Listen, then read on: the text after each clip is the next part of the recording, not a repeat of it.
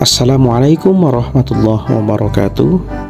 Teman-teman semuanya, di dalam video kali ini kita akan melanjutkan pembahasan kita mengenai soal-soal P3K khusus bagi formasi pemadam kebakaran dengan tema kompetensi teknis bagian ketiga. Untuk itu, mari kita awali belajar kita dalam video kali ini dengan mengucapkan lafaz basmalah. Bismillahirrahmanirrahim. Soal yang pertama, ketentuan yang mengatur penanggulangan kebakaran di tempat kerja adalah A. Permen Tenaga Kerja nomor 186 tahun 1999, B. Peraturan Menteri Tenaga Kerja nomor 15 tahun 2008, C. Peraturan Menteri Tenaga Kerja nomor 4 tahun 1995, D. Permen Tenaga Kerja nomor 2 tahun 1992. Ketentuan yang mengatur penanggulangan kebakaran di tempat kerja adalah berdasarkan Peraturan Menteri Tenaga Kerja nomor 186 tahun 1999. Soal yang berikutnya, unit kerja yang dibentuk dan diberi tugas untuk menangani masalah penanggulangan kebakaran di tempat kerja adalah A. Unit tanggap darurat, B. Unit keselamatan kerja, C. Unit P3K, D. Unit penanggulangan kebakaran. Unit kerja yang dibentuk dan diberi tugas untuk menangani masalah penanggulangan kebakaran di tempat kerja adalah D. Unit penanggulangan kebakaran.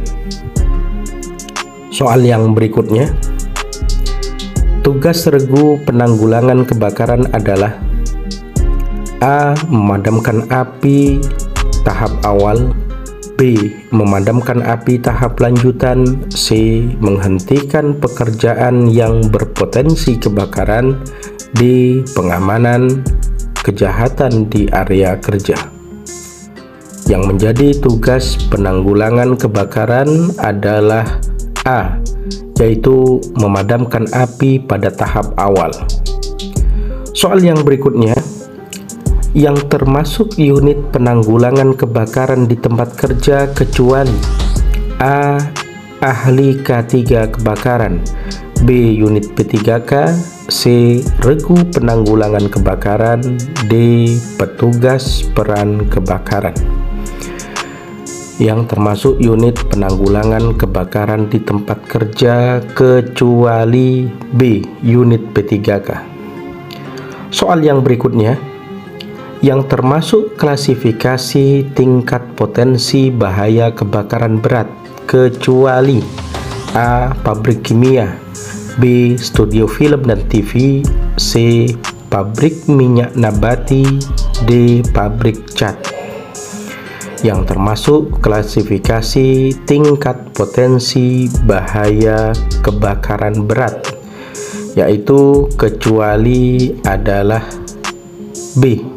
Pabrik minyak nabati. Soal yang berikutnya, alat untuk mengetahui tekanan hidran adalah A. Tachometer, B. Panel switch, C. Thermometer, D. Pitot pressure gauge. Ya, alat untuk mengetahui tekanan hidran adalah D. Pitot pressure gauge. Soal yang berikutnya, salah satu fungsi pompa picu joki pump adalah A. Sebagai pompa utama hidran, B. Sebagai pompa cadangan dan pada sistem hidran, C. Sebagai pompa pemantau kebocoran pada sistem hidran, D. Jawaban A dan B adalah benar. Salah satu fungsi pompa picu atau joki pump, yaitu untuk pompa pemantau kebocoran pada sistem hidran. Soal yang berikutnya, klasifikasi hidran kelas 1 yang benar adalah A. Hidran yang outletnya berdiameter 2,5 inch yang disiapkan untuk petugas pemadam atau yang terlatih. B. Hidran yang outletnya berdiameter 1,5 inch yang disiapkan untuk menghuni gedung.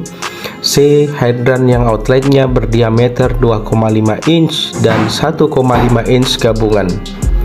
D. Hidran yang outletnya berdiameter 3,5 inch yang disiapkan untuk petugas pemadam atau orang yang terlatih. Ya, jawaban yang tepat dari soal ini adalah A.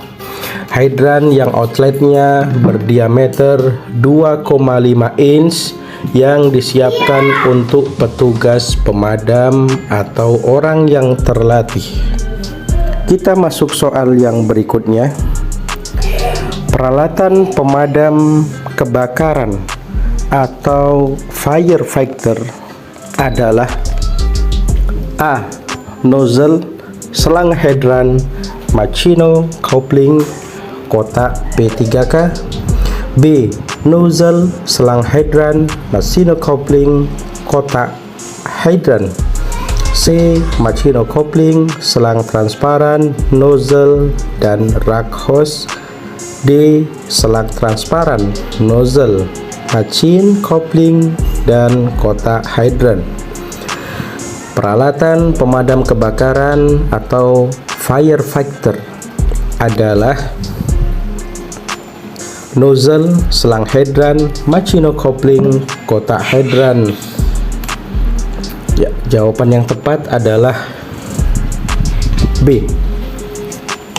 Kita masuk soal yang berikutnya. Pompa untuk kebutuhan sistem hidran kecuali A. Pompa picu, B. Pompa utama, C. Pompa cadangan, D. Pompa kodok. Pompa untuk kebutuhan sistem hidran kecuali adalah pompa kodok.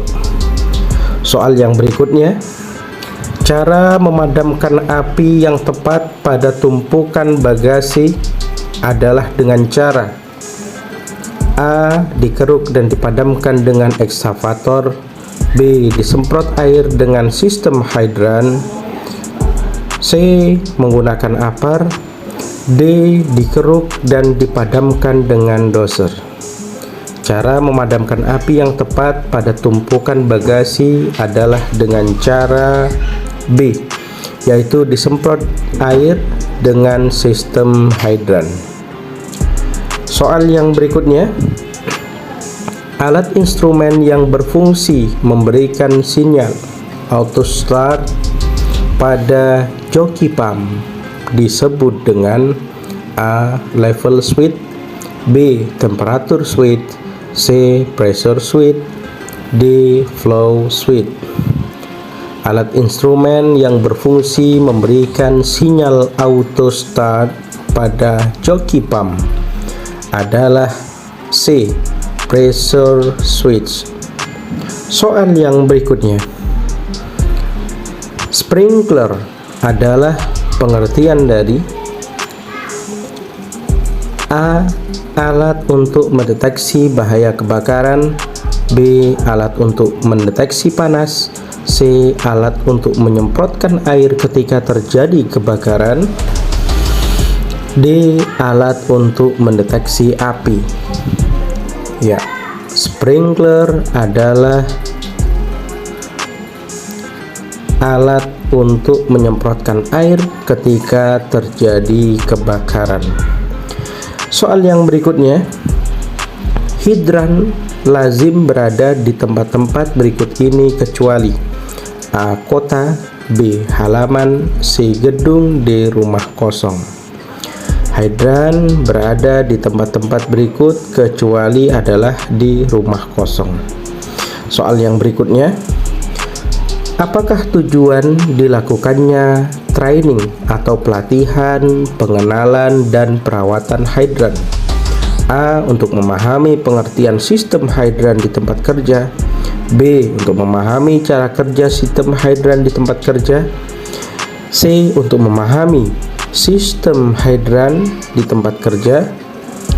D. Jawaban A, B, C semuanya adalah benar.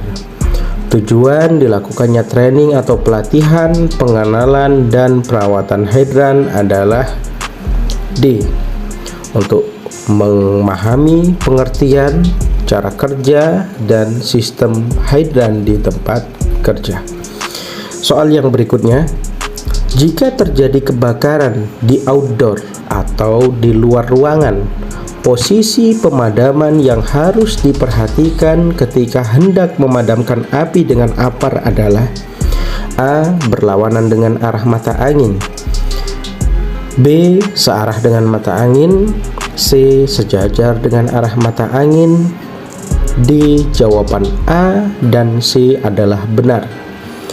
Jika terjadi kebakaran di luar ruangan atau outdoor, posisi pemadaman yang harus diperhatikan ketika hendak memadamkan api dengan apar adalah jawaban yang tepat adalah searah dengan arah mata angin. Soal yang berikutnya, berikut tata cara penggunaan apar yang singkat, yaitu dengan berikut tata cara penggunaan apar yang disingkat dengan A. Pas, B. Sap, D. Pas, D. As. Ya, jawaban yang tepat dari soal ini adalah C. Pas. Soal yang berikutnya, kebakaran yang diakibatkan bahan cair yang mudah terbakar adalah tergolong kebakaran di kelas A, kelas A, B, kelas B, C, kebakaran kelas C, D, kebakaran kelas D. Kebakaran akibat bahan cair yang mudah terbakar tergolong dalam kebakaran jenis kelas B. Soal yang berikutnya, yang termasuk ke dalam jenis kebakaran kelas A adalah A. Kebakaran panel listrik, B. Kebakaran tebu, C. Kebakaran kompor, D. Kebakaran minyak dan oli. Yang termasuk ke dalam kebakaran kelas A adalah kebakaran tebu. Soal yang berikutnya, berikut adalah tinggi penempatan tanda apar. A. 125 cm dari lantai, B. 120 cm dari lantai, C. 15 cm dari lantai, D.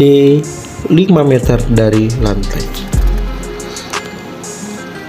Berikut adalah tinggi penempatan tanda apar. Jawabannya adalah 125 cm dari lantai. Soal yang berikutnya, berikut ini adalah minimal tinggi penempatan apar berdasarkan Peraturan Menteri Tenaga Kerja Nomor 4 Tahun 1980.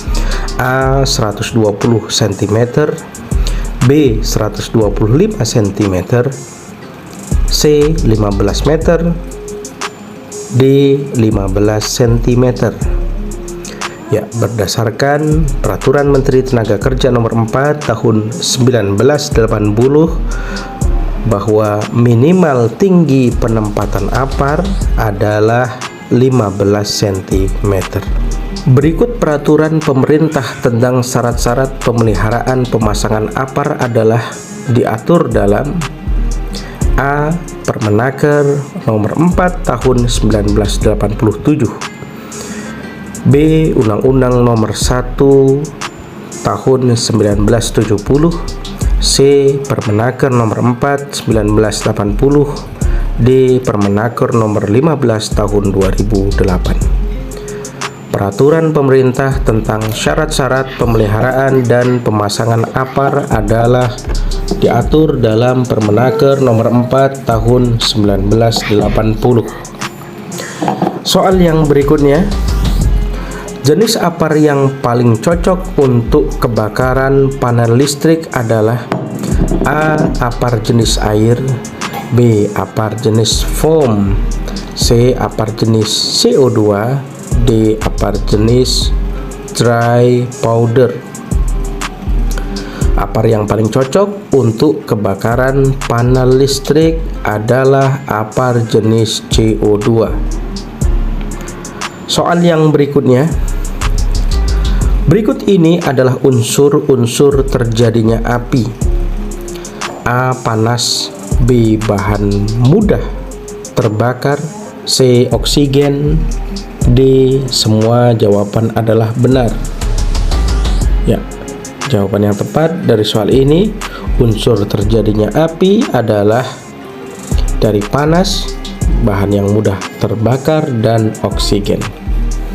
Soal berikutnya, proses oksidasi cepat yang menghasilkan asap, panas, dan cahaya disebut dengan A. Sinar, B. Api, C. Kilatan petir, D. Matahari.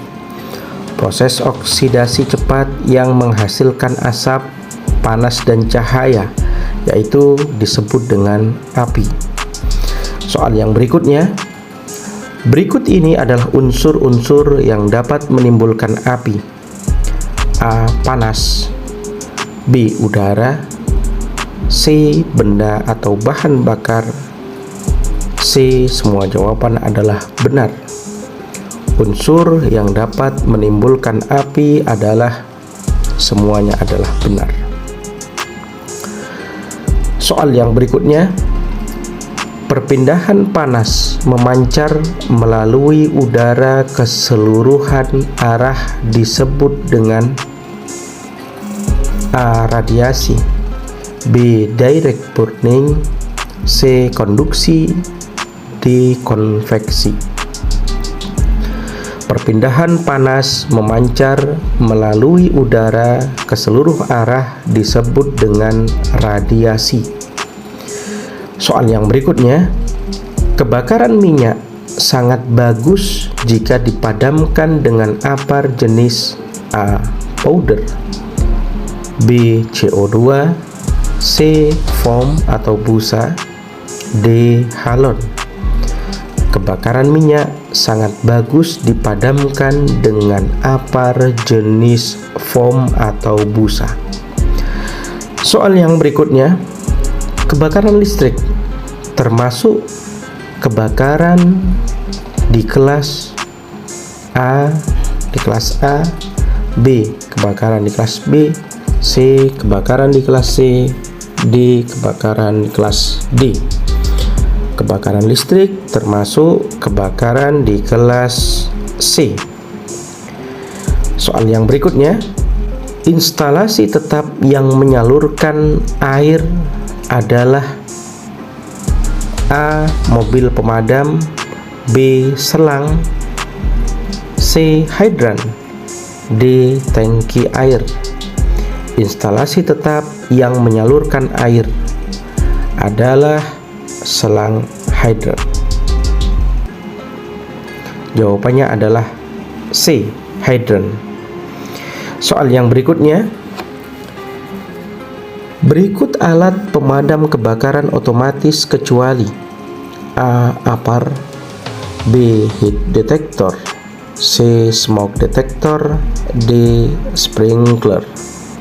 Alat pemadam kebakaran otomatis kecuali berarti yang bukan adalah APAR. Soal yang berikutnya, mengganti selang yang bocor dalam latihan selang adalah